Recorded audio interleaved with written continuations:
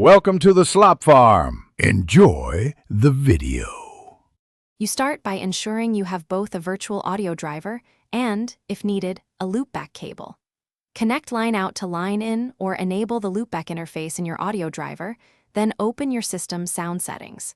Set the source application's output to the virtual device so audio is routed internally. At the same time, make sure your recording or streaming app is configured to use that virtual device as its input.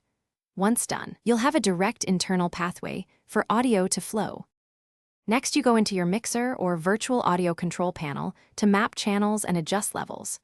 Route each application to its own virtual channel so you can mix or mute sources independently. This prevents feedback and allows precise control.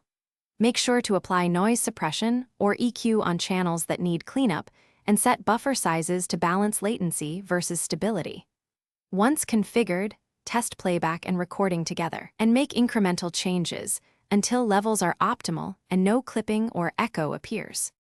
Finally, validate the entire chain by recording while playing the source. Check timing, levels, and channel assignment. Make sure system exclusive modes are off so multiple apps can share devices, and lock sample rates to avoid resampling. If you hear latency or dropouts, increase buffers or update drivers. If feedback occurs, mute monitor outputs or enforce one-way routing.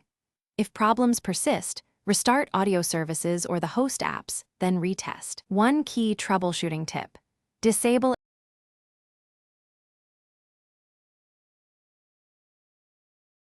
Thanks for watching. Consider subscribing if we helped you today.